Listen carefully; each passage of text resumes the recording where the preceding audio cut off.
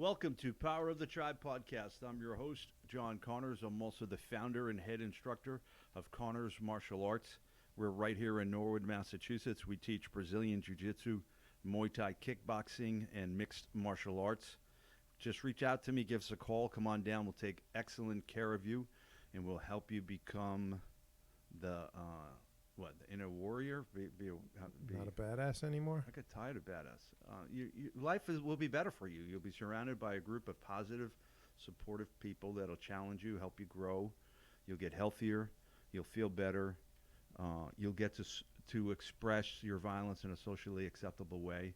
You won't have to go to soccer hooligan rallies or political rallies and throw milkshakes at somebody. All kinds of people have shown up at the gym, and almost all of them have had a positive experience. I think everybody has a positive experience, Dan. I think ultimately it might not be for everybody. I was coming to that conclusion recently because it's challenging, and just like everything's not for everybody, right? But I think if you take the people that walk through the door, yeah, it's for almost 100% of them. Because I think the people that it's really not for aren't going to come anywhere near it. Yeah, that's a good if you're even close to wanting to come to an MMA gym or a jiu-jitsu gym or a boxing gym or a Muay Thai gym, if you're even considering it, you probably would like it. I think the really wonderful thing about Brazilian Jiu-Jitsu is you can just come in and progress. You don't have to start with being super fast or super strong or jump high or anything like that. Like other sports, if you're going to play football, you got to have a certain amount of quickness and speed, or it's going to be hard, right? Or you're going to be really, really big. Right.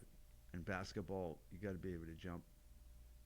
Jiu-jitsu, I've seen people come in with no obvious physical attributes, and they just put the time and effort in it, and they develop a level of mastery that's pretty impressive. Right. And the other thing I run into, or, it's been so long, you probably even haven't heard this, but people are afraid. They're like, I don't want to come in and get beat up. And they don't realize. I remember talking to you about this a long time ago, where you were saying, how could you run a business where only the people that are willing to come in and get beat up are the ones that'll stay? Imagine if you're running a diner and you occasionally beat up a customer who came in. Yeah, or beat up all the customers that come in. That would hurt your repeat business. Are there a few Here's people, your eggs. Whack. There are a few people that are tough enough they'd still do Right. it, but you couldn't have a thriving business You can't. only on people that are willing to get beat up. So I think that's a common misunderstanding that's still out there, that people think, I don't want to come into the gym and get beaten. But there is a psychological element of any martial art where it's ostensibly about fighting, and fighting is important to men. It's an evolutionary trait of ours that we value ability to fight. And I think most men want to think that they can fight to a certain degree, and some delude themselves, right? Well, this is also the downside to the gym, where you come in and you realize you can't fight. The vast majority You get of a people dose of reality. come in and there's some middle-aged suburban dad tying you up like a pretzel, and it's not good for the ego. Or some 16-year-old Yeah. puny kid, and Yeah. he gets on top of you and you can't get up. Yeah. Yeah. Yeah, I saw a commercial for soccer, men's professional soccer, and it was a well-produced commercial, and they were sort of cutting from one scene to another, and there was a scene where a guy looked like he was running sideways but celebrating, might have scored a goal or something, and another guy jumping around, and it looked like so much fun. And I thought, wow, soccer looks like so much fun, and there's no pressure. Like if you're playing soccer, you can just go out there, I'm going to try an upside-down kick today. And if it doesn't work, who cares? But in MMA fighting, somebody will kick you in the head with their shin. Yeah. But even in jiu-jitsu, where nothing bad is going to happen to you, we sometimes when we go to compete or even compete in the gym, we put this extra pressure on ourselves. Like it's so important that we don't make a mistake. And we'd probably be better served to be like those soccer players, just trying stuff and having fun. You know what I mean? Right. But I'm in a better spot than you. Like you struggle, I think, a lot about not, especially because maybe it's an unfair comparison because you own the gym, but you don't want to look bad. Don't want to And look I bad. gave up on that a while ago. I was like, I'll look bad. It's fine. You know. Yeah. Although the other here's a subtle trap that sounds ridiculous, but I think I'm not the only one who does this. Where I go in like, I don't mind looking bad. I'm gonna, you know, I just want to practice. I'll let someone pass because I want to practice an escape, say, and then I let them pass, and then I can't quite escape, and then they're jumping on my back, and I have a bad roll, and I still get in a bad mood. It's almost like I forgot that I was going light, like that. Right. I let them do things. Right. You forgot that you gave them a head start. Yeah, it's like it's not like literally forgot, but it's like emotionally forgot. Like I still, and I can have a whole day of going, I'm kind of taking it still easy today. Beating yourself up. Yeah, I still get I'll spend the whole day kind of going, I'm going to go light, my knee hurts or whatever, and then I still feel bad at the end of the day. Like it's like I forgot that I wasn't even going my hardest. And it's all you. Like nobody else is Nobody involved. cares or nobody even notices. Yeah, I know. All you. That's fascinating, isn't it? Yeah. It's like I think there's like it's almost like back to teenage years where, you know, the teenagers walk around like everyone must be staring at this zit on my cheek, and no one else notices or cares or thinks anything. And like you're like back to it for jiu-jitsu where it's like, Dan, were you like that as a teenager? You know what? Let me tell you, I was sort of like that, but I was also sort of oblivious because I was so dedicated to my studies and sports and everything. I remember, I think I was a teenager. I must have been about 13, and I went to the doctor for my physical so I could do sports. And at the end of the physical, everything's essentially fine. And he says, hey, you want something for that acne? And I go, what? He goes, for your acne. I go, I got acne? Like, I didn't even know I had acne. Oh, yeah. I don't think it was that bad. Thanks, Doc. Yeah. And now you remember it like 40 years later. Fuck you, Doc. Do something about that paunch you got there, Chubbs. Yeah, I noticed. You didn't call me pizza face or anything. Yeah, I noticed. Said, hey, you want something for that acne? You start laughing at you. You didn't do that, but you probably should have waited for me to mention it, right? I literally didn't think I had acne. Then I went home. I go, yeah, I have a few zits, I guess. I don't know.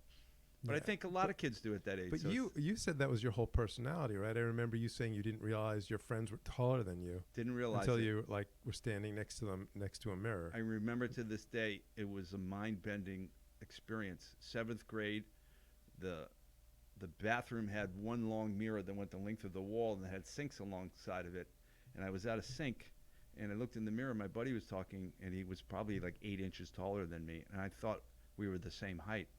And I looked over him, and I looked at the floor, and I was like, is he standing in a hole? What's going on? And I had to I had to do, not a double take, I had to look at it 10 different times. And I was totally confused. I said, I think he's taller than me. And he was probably like 8 inches taller than me. You know what I mean? So you were focused on it. I mean, I was not like, I noticed. I was more on the side of regular kid, like being worried about what I look like. And I think I was worried about everything. I was just a little oblivious. The other thing is not doing anything about it. You know, just sort of like worrying about if I'm dressed right or the stupid haircut or whatever, but like not fixing it or not. I think I played football and hockey, and I was hyper aggressive, and I would just smash people. So you start to get a body dysmorphia. Like other people think you're bigger too, because they're like, oh, here's this maniac. He's going to run into me so freaking hard, it's going to hurt. So they start maybe giving you signals that you are bigger than you are. You know what I mean? Because they're just dreading to go against you. You know. So I think it comes back in the jiu-jitsu mats where like people will be like, oh, I got tapped. I can't believe I'm a purple belt and got tapped by a blue belt. Or I'm blue belt and that white belt got me. And like no one cares. You know what I mean? No one thinks about it or cares. No one cares. Dan, I heard of this thing. I'm sure you know all about it. Theory of mind. Have you heard of this stuff? Yeah. So I didn't really understand it completely, but I heard a guy on a podcast. So for our listeners, theory of mind is something apparently that when Homo sapiens left the canopy, got out of the trees and onto the savanna, I guess you would say, they were like the smallest mammal out there. There's all this megafauna, these huge woolly mammoths, so huge tigers and sloths, and we were not the apex predator. So we had to learn to coordinate with each other and communicate with each other, and then ultimately now we're killing off all the polar bears and everything else that we're doing. Like we're the apex predator. And part of it is theory of mind. So theory of mind means that if I look at another human being like you, I can start to guess your thoughts and your motivations and your goals and what you're going to do. And so theory of mind, I guess, is very helpful in hunting and and it's very predictive and helps for survival and reproduction. So if we didn't have theory of mind, it would be harder for humans to dominate the planet. It's basically how we can do it. And we look at each other, we look for our expressions, your demeanor, this type of thing. Like today, you said it, you're a little subdued today. Yeah. I don't want to get off track, but I'm a 79 by my over ring, so I'm happy with that. But so theory of mind helps us to coordinate and communicate. Right. But the guy said, so this, I'm listening to this doctor who's researched it, one of the top guys, and he says, the problem with it is it's great for survival and reproduction. It's very adaptive, good for hunting, but it's very imperfect.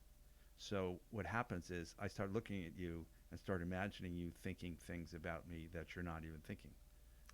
And I end up torturing myself. So one of my students, who's very conscientious, excellent at jiu-jitsu, he said a very similar thing that you just said. He goes, well, I was training with this guy, and I know I got an edge on him, so I kind of just let him pass my guard, and I was going to try to do something. He goes, and I looked over, and I saw you looking at me, and I saw you thinking, gee, why is he not doing this well? And I said, I wasn't thinking that at all. But he had imagined it because of this theory of mind. He had inserted all these motivations and goals and thoughts in my head when he looked at me. And honestly, I don't think I was probably daydreaming. I was probably thinking about what I was going to eat for dinner tonight or something, That's funny because I think that the more experienced practitioners are even less likely to care at all about an individual role or be thinking about it. I always use the example of someone. So for the new people that come in, it's really bad, right? Like brand new, they'll roll, and I'm sure you've seen this a million times. They spend the whole roll like either apologizing or like, should I do this? And I keep trying to tell them like, do whatever you want, right? Do whatever you just want. Have like the experience. Yeah, just like, and they're like, can I? Is that too rough? Is that? And it's like, the idea is that we're more experienced and you can do whatever you want, and we should be able to deal with whatever you're doing. Yeah, you know what I mean, like. That's good. So I'm sort of like, just go as hard as you can or as hard as you want, and the experienced people should be able to deal with it, and don't worry. And they're always so worried about if they're doing it right. And the comparison I always made, because I remember I had this on a ski slope, where like the first time you go up, because I didn't go up until like I was 20 years old, so I didn't learn to ski until I was 20 years old. And I remember feeling like, oh, all these experienced skiers must be thinking, oh, this guy sucks, this guy doesn't know what he's doing. And then my friends who are experienced reminded me, like, all the experienced skiers have seen thousands just like you. Right. Like, you know what I mean? Like, part of their skiing experience. As long as you don't, like, somehow break the ski lift and screw the day up for everybody, they're not going to care. Yeah, they're like, every time they ski, over years and years, they've seen people staggering around. They can't, every day. Like, they don't even notice you. No. And it's the same. They actually get away from you. They don't really, doesn't register. You don't even register with them. And it's much the same in the gym, right? Like these new people are worried, and it's like, look, people that have been doing this for 10 years have seen 10 years of new people coming in. Yeah. You're just another one. Like, it's not as an insult, but it's like, you're just another new person. It's not. That's very funny, Dan. People want to be special.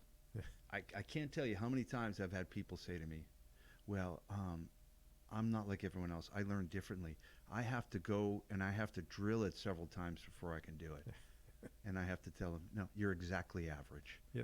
That's what everyone has to do. And they're like, no, I'm special. It's everyone. I can't just get it the first time. Yeah, nobody can get it. They want to be special. Yeah. And I have to break it to them. No, I've been doing this for 20 years. I think thousands of people do it. You're right. You're pretty much dead average. Which is the worst thing you can tell them. They hate that. They'd rather be a prodigy or really bad. Particularly bad is better than average. Yeah.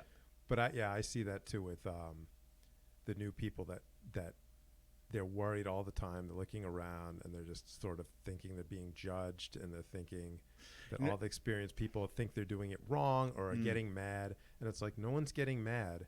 And the offshoot is sometimes it sounds cold, or I'm sure, again, you, me, and a lot of the experienced people listening have been in the same spot where someone's new and enthusiastic and you're kind of standoffish because they're like, I love it, I'm devoted, and the reaction's kind of like, yeah, all right, like, and they don't realize it's like, because I've seen 100 just like you, and you're gone in a week. Yeah. So when you're saying this is the best thing I've ever done, I'm so excited, this is life changing, and it seems cold because my reaction is like, yeah, okay, we'll see if you're here in a month, because I've seen so many talk that way and vanish.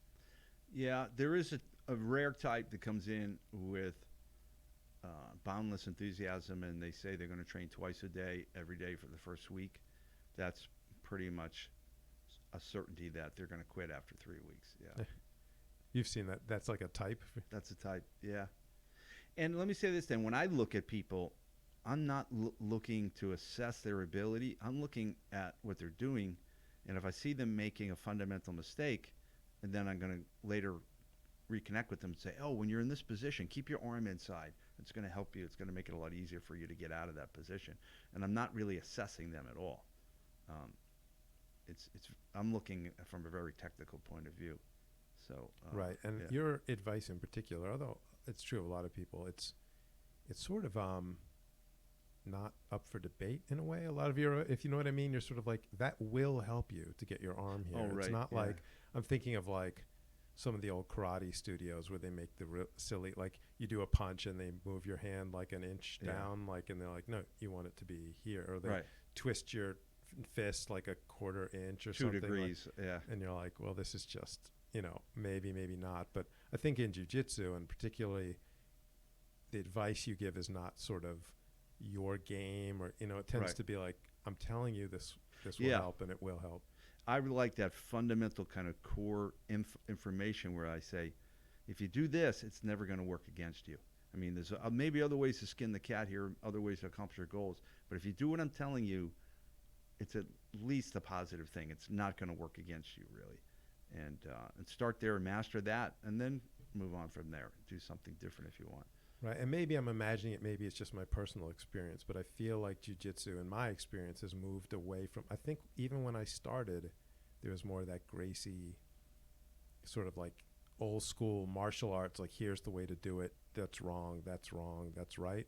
And I feel like I hear more of like, well, there's different ways to do this. Like, that works for some people, it won't for other people. It depends. That's the way I look at it. But I occasionally hear people saying wrong and right. I mean, well, sometimes things are wrong or right? I mean, that's also true too. I mean, you'd be surprised. I think it's very contextual. Like, something could be quote unquote wrong, but somebody can make it work for them, which is fine. But it's not the way I would do it. I try to do things that are going to work against a big, strong, skilled opponent. Right. But I've also seen it for sure where someone says very quick, and they're like, I regain guard every time doing this, but I'm never going to regain guard doing that. Like, it's like, if I try that same thing, I'm just that much less quick, and it's just not going to work for me. Or if somebody has extreme mobility in their hips or something, then they can do things that other average human beings can't do. So I don't begrudge anyone. If they're doing something and it works for them, that's fine with me. I'm not going to call it wrong. I try to be as scientific about it as possible. If it works, I guess it works. But I'm not probably going to do it that way if it doesn't work for me. And what I show people is usually stuff. I try to show them as universally sound stuff as possible. That's going to keep them out of trouble as much as possible. There's another thing I like too, Dan. I don't know if I've ever talked to you about this. I like certain techniques that are quicker to mastery than others.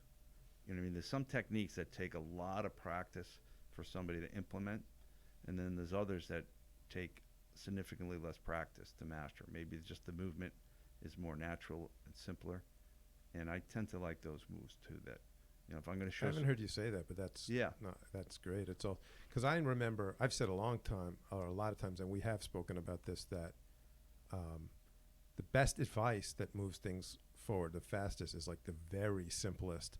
Like, if you're on side control, try going more north south than you are. Like, that's it. You know what I mean? That, like, as it's opposed not even a technique. It's just like a little tiny bit of adjustment. Or for new guys, like, keep your elbows in more. Or stop sticking your head in there. Things like that. That you can immediately do, as opposed to like, here's a series of 3 moves in a row that sets up a foot lock, or something like that. Definitely. Where you're like, you have to get it all perfect, and then you try it and you go, well, breaks down at some point in the Yeah. sequence. Yeah. Do you feel that it's changed a bit since 10 years ago too, of like instead of going through sequences of moves, there's more of like what you're saying, simpler I principles? think so, and but easier? also I think if you're going to compete, I think Danaher talks about systems, and I think that makes a lot of sense. I want to have a system for passing the guard, which is going to, I'm going to get to my starting point, and then I'm going to have contingency plans for everything my opponent is going to do, and that's going to flow into whatever I do next, and attacking the back system. If somebody's in your guard, a system to attack them. But don't you think even that's a little different? When you started, Yeah, definitely. wasn't it more like, we're going to show you, here's 12 different passes? Yeah. And like, if you want your blue belt, you better show me at least 6. Yes.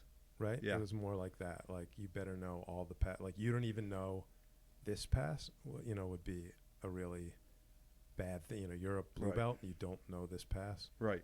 As opposed to now it's... Which doesn't make sense. Like, you wouldn't have a football team and have them learn unlimited number of plays. You'd come up with a game plan, and we're going to focus on these plays. So if you're competing, I think it's good to have a game plan and systems for how you do things.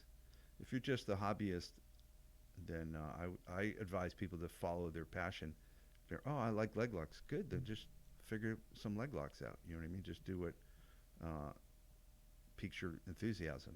That's pretty much a good way to go through things, right?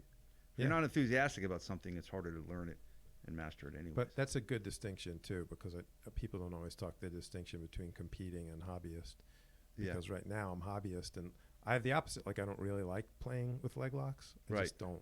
And it's sort of, I keep trying to tell people I'm nothing against them. There's nothing wrong with them. Like, if someone else likes it, but the game's moving in that lots and lots of people are doing more and more with I'm getting leg locked all the time now. But it doesn't matter so much to me because I don't care. You know what I mean? Like, if someone grabs my foot, I'll tap and reset. And it's not that fun for me. But obviously competing, I'd have to address it. I'd have to get better at defending it. And even as a hobbyist, I'm starting to feel like I want to get better. So but and I always think that it's easier to learn how to defend attacks than to actually learn how to master implementing attacks. So there's some simple things you can do that are going to keep you out of the leg locks, and you could just, if you wanted to master that part of it, wouldn't take you as much time, and it would help you. Keeping out of it, right? Yeah. Instead of basically you want your knee on the other side of their legs. You know what I mean? They have to be above your knee line to really effectively attack your legs. So that's just one basic concept, right, and that's been implemented in the UFC, and right. Oh yeah. We were talking about like someone like Dan Henderson isn't like a leg lock specialist, but Paul Harris couldn't do anything to him. I forget that fight now, Dan. What happened in that fight? I know Dan Henderson won. Yeah. Beat him up and won. But, Paul Harris, remember, he would always just try to break your knee. He would heel hook people. Heel hook, yeah. And Henderson was he's tough, he's like a rugged. He's got to be one of the toughest guys on the planet, right? Like a tree stump. But I think he did what you're saying, where it was like he just practiced getting out. Yeah. Like, he's not a leg lock man. He's not going to catch Paul Harris in a leg lock, but he just kind of would kick his way out every time. Then Alan Belcher just dominated him. He crushed him, yeah. He understood the leg locks better than Paul Harris. He almost got him in like a banana split or something. He seemed to just not panic at all. Not at all. And other people would panic, rightfully so, because they're like, this guy's a maniac. He's going to... So if I think he was one of the more underrated UFC fighters of all time. I think he was Alan so Belcher? good. Yeah. And he, I think he's successful now running his gyms, and I think he does marketing for people running gyms. So I think he's very successful. So I don't begrudge anyone, but he had one loss, I remember, against Yushin Okami, and he jumped for a guillotine, I think, in 2 different rounds, at least 2 rounds, and then got stuck on the bottom. And it cost him the fight, basically. But otherwise, I think he would easily beat that guy. But he just didn't fear Paul Harris at all, and everyone feared him. He didn't. He was a very once good, he didn't fear confident him, fighter. Just, yeah. He was just beating on him. Like, Paul Harris would be trying get his leg, and he'd end up getting pummeled while he was going for that leg. Yeah. Paul Harris, Belcher would just switch position until he and calmly escape, defend, and then he'd be on top. Yeah. Because he was going after his foot. Yeah, Paul Hollers has a little bit of that bully mentality too. I think once he felt like he wasn't going to win, he wasn't that interested in it anymore, right? Yeah. How did that fight win? Belcher stopped him with punches, probably strikes or I something. don't remember how it ended. Probably. I remember he dominated him and won, but Yeah. Yeah, that was a very impressive performance because people were terrified of Paul Harris at that point. Yeah. If anyone doesn't remember who that is, Paul Harris would always heel hook you, and he wouldn't stop at the bell. Like he would rip people. He had a knees reputation of doing that, hurting fighters. I think he got kicked out of UFC for not stopping at the bell. That's the rumor that I remember. I don't know if it's true, but yeah, that's not cool. Yeah. Yeah. I think there's what's his name now? The fighter that Ryan Hall. Yeah, he's good, huh? Yeah. He's the new leg lock guy. Is that what you mean? Yeah. Well, his last fight, I was telling you, his last fight, it was constant spinning. He had his hands down. He would do spinning kick or spinning punch, drop down immediately into the Imanari roll, like jump at his feet, and then this guy Darren Elkins would step back whenever he missed, so then he'd stand back up. So Elkins had a lot of trouble getting any offense going because he would just drop down into that roll whenever he closed, and then. I think he did that against Gray Maynard, didn't he? Some similar style fight. Yeah. Yeah. So if you're not going to engage the guy when he's on his back, you're giving the guy a huge advantage, right? Because if he's on his back, he doesn't have to worry about you engaging him. Yeah. That makes it a lot. Now he's like, now I'm going to stay at a distance, strike at a distance, and you can't hit me on your feet. Then you can't hit me. If you can't hit me on the ground, you can't hit me on my feet. What's going on here? Yeah. And that's how he won him. But he must be amazing. He leg locked, some kind of leg lock on BJ Penn, right? And obviously. Got I think inside heel hook or something. Right. Yeah. So that I think BJ Penn turned the wrong way too. But yeah, he's just surprising. But Ryan Hall is a very high level. He's got great submissions, and yeah, I really respect him as a martial artist. He's also kind of got this methodical approach to MMA. He's like, no, I don't want to just jump in there and fight anybody, fight as much as possible. He's like, well, basically said, with respect to Cowboy Cerrone, I don't want to do it that way. I want to develop my game, and when I come into the cage, I want to show my skills, something that I haven't shown before. And he wants to not get hit, as opposed to the guys that can't blame him for that, man. You only got one brain. You wouldn't want to get it roughed up too much. My prediction for him, I told you this before, but I think he might run into someone that has the same lack of fear, Dan Henderson type, who just not scared of it. Then we'll see what's up. Yeah, that'll be exciting. Yeah. Who's just like, go ahead and goes to the ground with him. Yeah. And maybe pulls it off, or maybe. I mean, BJ Penn probably wasn't scared to go to the ground with him, and he got heel hooked. So, we'll see. It looked like BJ really wasn't as skilled in that area as Hall, obviously. So, yeah, it would have to be somebody that felt pretty good about the leg lock game, Yeah. Like a Garry Tonon or somebody like that. That would be a pretty cool matchup. I don't know if they're the same weight or not. Yeah, but it'll be interesting to see, because I can see an outcome where Hall just gets pummeled, by someone that goes down with him and is not scared. I'm picturing that. But I get fight. I get a feeling that Ryan Hall has probably done a lot of rounds on the bottom, and people are trying to pummel him. I bet he can protect himself pretty good too. I don't know for sure, but I get a feeling he's preparing comprehensively. You know what I mean? Yeah, I wouldn't be surprised. Yeah. I mean, he protects himself on his feet. Why wouldn't he protect himself when he's down there going for the leg locks? I'm sure he has a way that he approaches the leg lock game in MMA that's different in straight grappling. It's like, I don't want to be here because the guy can start dropping hammer fists on me, so I'm going to get to this position instead where the guy can't hit me, Yeah. But as you know, things have a way of falling apart in MMA. So. That's why it's so exciting, man.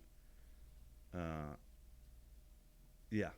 It is the most exciting sport, right? It's pretty cool. Yeah. So what else we got here, Dan? Yeah, what were we supposed to talk about today? Well, we already talked about theory of mind. I had that down. I wanted to go over that. I got I know what you wanted to talk about. Oh, you do? Because I texted you my ideas. Well, I was listening to Dr. Doug Lisle on the Beat Your Genes podcast, and he was talking about highly conscientious nutcases. That's what he calls them, HNC. This is what I had. This was actually supposed to be the theme of today, right? I think so. Yeah. You know, I mean, I think I qualify a little bit as a highly conscientious nutcase. So what is a highly conscientious nutcase? Okay. So maybe listeners can see if they are one. Okay, And so I can see if I'm one. Think you're above average conscientiousness, but I think you're not a nutcase. Luckily for you, but I say that's debatable. Yeah, other people have had other views on that. But. So it goes back to the Big Five personality. What do you call that system, or what do I want to call that? Big Five personality categories. So it's we use the acronym OCEAN. So these are sort of the big five qualities that people can describe their personality by. O is openness. So if you're very open, you might get a lot of tattoos, do some drugs, do some martial arts. If you're very closed, you're going to button your top button, that type of thing. C is conscientiousness. So that's, it's the big five. So the big word is conscientiousness, but it sort of means orderliness, diligence, prudence. So it's somebody who's really minding their P's and Q's, Mm-hmm. So when somebody's highly conscientious, they can tend sometimes to over-ruminate. So what ruminating is if you get some result in your life you don't like, you get fired from a job, girlfriend or woman dumps you, wife breaks up with you, something like this, you start ruminating, and there's a really good reason to ruminate. Let's see, if we made some mistakes, let's not make those mistakes in the future. But for highly conscientious nutcases, they get caught in sort of an open loop where they just keep ruminating. They keep going back over the same thing again and again and again and looking for mistakes. What did we do wrong? How could we have done better? And they just keep revisiting I think this it. is very common, right? Because I remember talking, I think with you at some point where the example was like, just picture if you were saying it out loud, how much of a nutcase you'd seem to be. That's a good one, Dan. Like, you know what I mean? Like, you'd be like, you keep saying the same thing again and again and again. But, like, it sort of seems like normal to, like, replay it in your head. Admit you to McLean here because you keep saying the same thing. Yeah, if you said it out loud, it would be a good exercise. That's a good point, Dan. You know what I mean? And I think, so you can break up with someone. And sometimes it's even like that imaginary scene. I do that all the time, like the scene of like what I should have said, or I'll run through, like someone can flip me off in traffic and I'll run through a confrontation with them 10 times during the drive home. Right. Although I try not to do that now because of this, what you're saying. Like, I started thinking like imagine even so that confrontation with your girlfriend or the guy who flips you off in traffic. Imagine saying it out loud. Like, I should have said to him this, and then if he said this, would have said that, and then I said this, and then like pause and be like, you know what I should have said to him, and like do it again. Like if you're saying it out loud, it would just be like, what the hell is wrong with you? Like you keep saying it. Right. And I think even more so with like a breakup, like a major thing in life, where I'm sure you've had breakups where you replayed a scene. Yeah. What, 50 times? Or a confrontation. Yeah. And again, if it was out loud, it'd be like, this is obviously unstable. But when it's just in your head, it seems. Yeah. So one of the things that helped me to break out of rumination is when I think about that, there's actually a natural sort of evolutionarily underpinned purpose for ruminating. It's to find a mistake. So if it's like jujitsu, if I get submitted, I would think, I had my arm stretched out. If I keep my elbow back, I'm not going to get caught in that. And then you're done. You don't like keep ruminating, keep going. Yeah, but maybe if I said, hey, don't do that before, you could almost make the case that the ruminating interferes with the learning, right? It does. Because you're just sitting there. If you're thinking, if you're just angry or you're like, why did that happen? Or you're actively not thinking. Right. If you wish it didn't happen. Yeah, you're not actually thinking, why did that happen? You're just raging or in a bad mood or whining or crying or whatever it is. Or in self-pity or something. Or just miserable or in a bad mood. You're usually not actively thinking what happened. Right. I'm usually not. Like if I have a bad roll, I'm usually like just in a pissy mood. Like I suck. Like there's nothing productive in it. Nothing productive. And I myself do it. You know what I mean? I'm like. Right. So if you can be as technical as possible and whatever it is, losing the job, or like, oh right, I was late 3 times in a row. I got to start the next job. I got to show up 15 minutes early every time, just so I don't make that same mistake. You know, if you got technical about it, then it's over. You don't have to ruminate it. Like, you got the value out of the rumination. It's strange that this hasn't come up with us before, but I wonder how common it is. Because I'm thinking, even as we're saying this, when I have bad rolls or bad days or bad weeks, I almost don't do anything productive about it. I'm like completely unproductive. I just go like, man, I suck. Well, I think part of the challenge, Dan, is if you're going at a competitive speed, your body and brain are moving so quickly that after the roll, if it's a 5-minute roll, it's hard to remember where, if it went wrong, it's hard to remember where it went wrong. So therefore, I think it's probably more productive to do that positional training where you're like, oh, I was here, and then all of a sudden it went bad. Like, what happened? Oh, he did this, and I did that. I can't do that next time. I got to do something differently. And that's true, because it's not always that simple. Like, you stuck your head in and got guillotined. It's like, people are good. Like, so there'll be a sequence of moves it's going that end very up quickly, yeah. And then all of a sudden you're guillotined, and you're like, you didn't feel, or you're armbarred, and you're like, I don't feel like I left my arm out there. Right. But they were good. They did something. Right. A lot of times when my son and I have a hard roll, I go, what happened? How did this? I'm like, how did I get out? And they'd be like, well, you did this. Or sometimes he's like, I don't know, you just went berserk and got out, which isn't helpful. But a lot of times we can break it down, and then I get good feedback. Like today, I try to do a certain takedown with him, and he was like, yeah, that time you weren't on your hip the right way. And he remembered after, like, the roll. So that's great information, you know? Right. And the limitations, though, you are also much better than almost, anybody else in the gym at knowing what went wrong, because I could see pretty often being like, I don't know what I did wrong, or I don't know Well, I think how to somebody fix can it. get there good quickly if they engage in this type of conversation on a regular basis. Like, my son is just as good as I am, I think, about analyzing all this stuff. And but he's not a hyper conscientious nutcase. He's so level-headed that he's like Mr. Spock when he looks at his jiu-jitsu, which is great. And that helps me get better too, because it's not like, shit, I couldn't take him down. Like, that's not a thought that's useful. It's like, well, what happened? Oh, you didn't get to your hip. Okay, that's it. And that me getting my hip has nothing to do with me. You know what I mean? Yeah. It's funny that you bring it up, because I've in totally different contexts pretty often given the advice, like, people more often should go into like Mr. Spock mode. Yeah. Where you're just like, anything I've said about politics or things like this, where you're just like, or family disputes, where you're like, you need to calm down, think about like, what is the actual solution to this outside of like the yelling and screaming. Like, the whole nation should. So Dan, are you suggesting that if we were all more like Mr. Spock, the world would be a better place? By far. I totally agree. And what's so funny is this nutty mythology running around that, I'm out there dating, and there's a lot of talk of emotional availability. Right. I hear some women say it to me, and then I'll ask them to define that. You know what they say? Well, you know what the definition is that they give me? No. They don't give me one. They don't know. It's just words. It's a word salad. Emotional availability.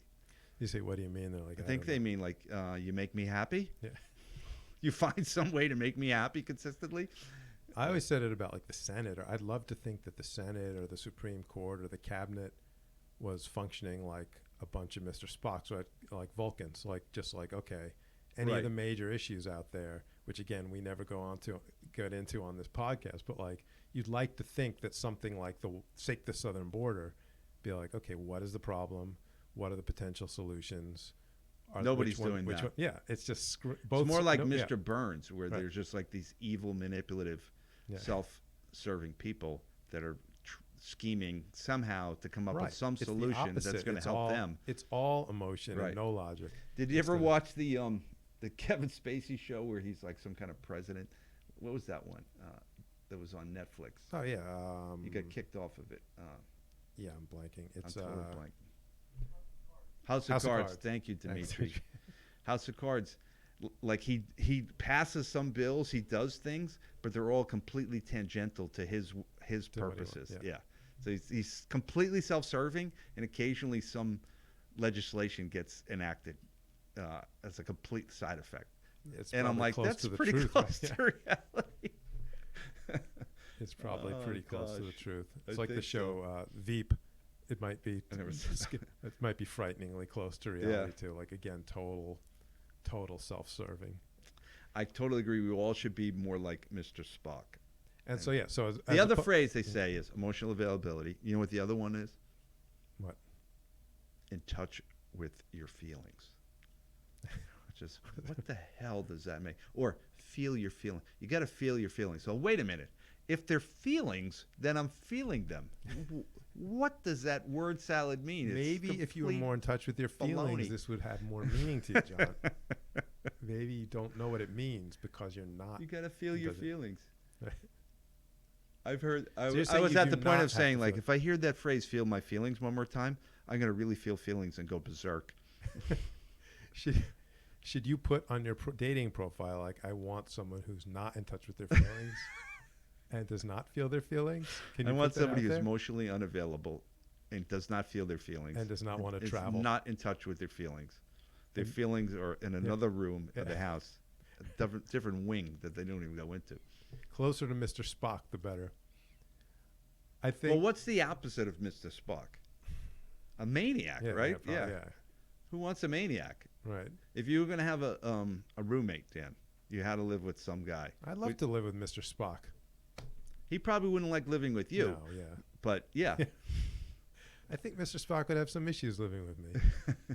But I'm not sure, though. We get along some. I think he'd probably do fine. I think he'd be happier with you than me or some other people. That's for sure. So, yeah. So as applies to the jiu-jitsu mat, though. Yeah. Mr. Spock on the mat, too. The more you can be like that, just analyze it. Don't get up cursing yourself and saying I suck. I'm the worst hypocrite as I'm saying this because I do all this. Right. I'm constantly saying I suck and all that stuff. But well, the irony is, Mr. Spock. When I was listening to Dr. Lisle and he was talking about hyper-conscientious nutcases who ruminate too much, he said and they were saying you get analysis paralysis, all right? Anyways, you're ruminating too much. If you do some hobby or sport that forces you to be completely in the moment and focus on what you're doing, it breaks the cycle of rumination a little bit. Right. And maybe like your rock climbing where you got to focus on the next grip. You can't be thinking about, your girlfriend dumping you or losing that job. So jiu-jitsu seemingly applies perfectly for that. Like when you're doing jiu-jitsu, you're not ruminating about other stuff. But unfortunately, for some of us hyper-conscious nutcases, we just start ruminating about jiu-jitsu. Or after. Right. Because I've heard, that's an obvious benefit of jiu-jitsu, right? Like you have to be in the moment. You've heard that term, better if you're in the like moment, that's for sure. Yeah. But then you can ruminate as soon as you're done rolling. Right. Yeah. But what do you think? Don't you think almost all hobbies that people like, it's because they take them away from ruminating? Like you said rock climbing, but I think even someone's cooking or whatever people do. Sewing, you could be like, I'm focusing on this. Yeah. I'm not ruminating over things that are bothering me. Yeah.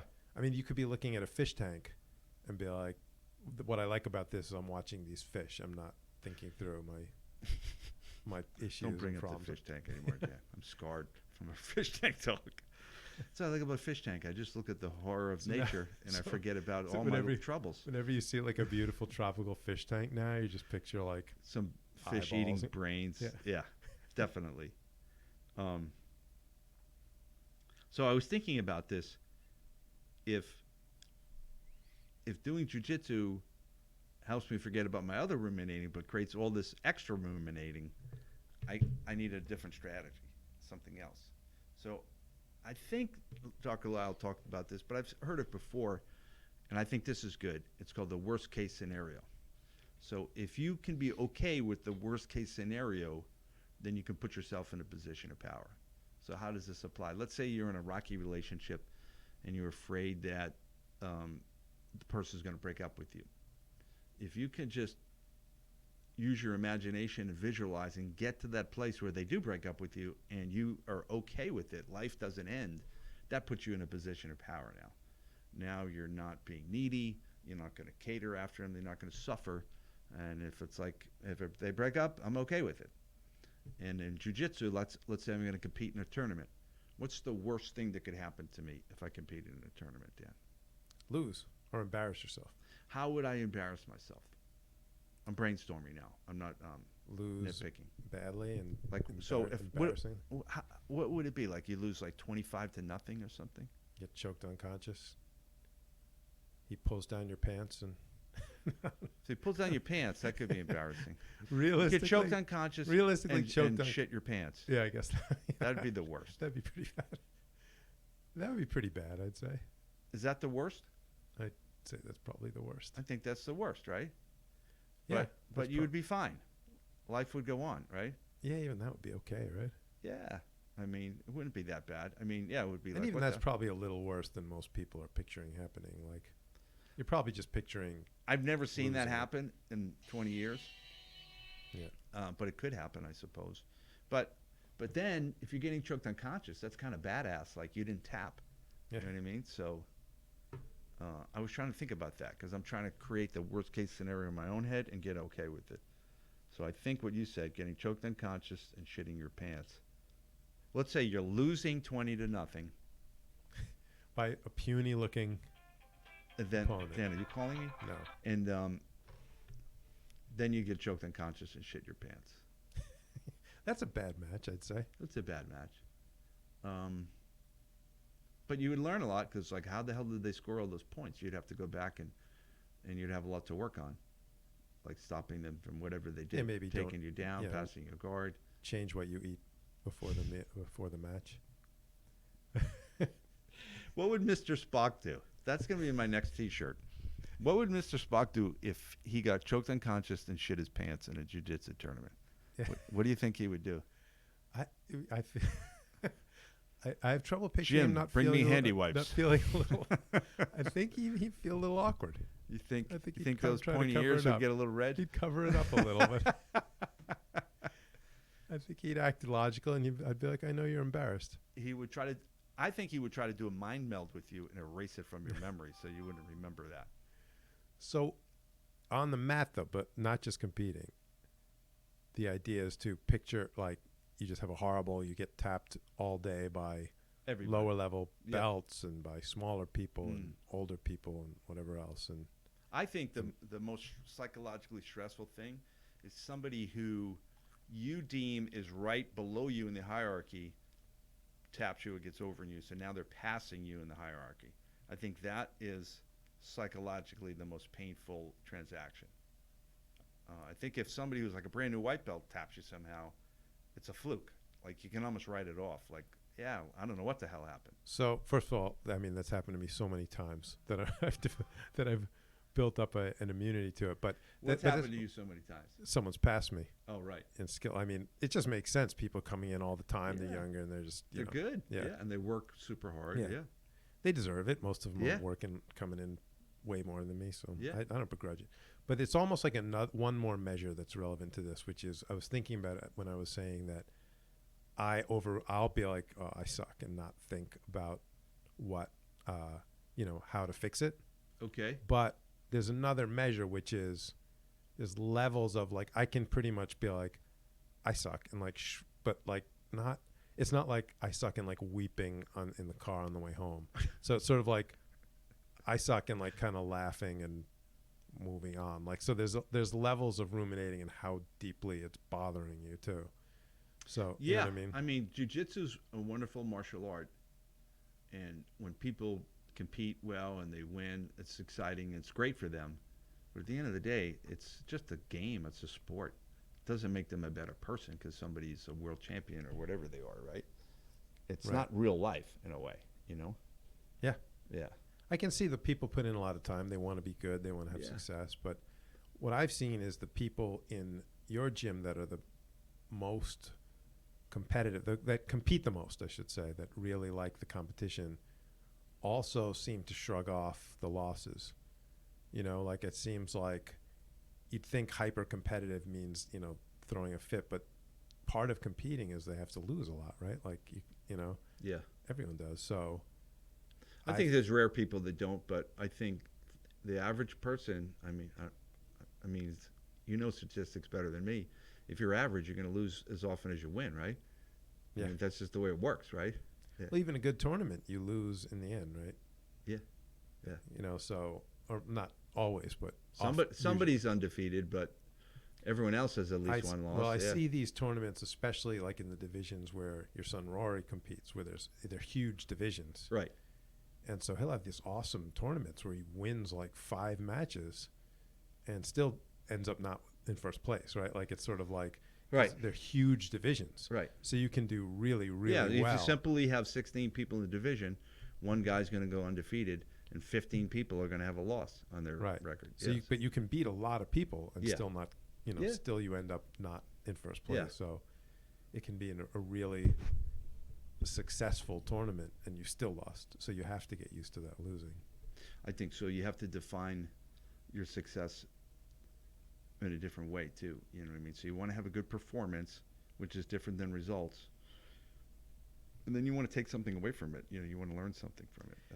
Right. And then for the just for the people going to the gym, which is most people that are listening, I think most are more hobbyist.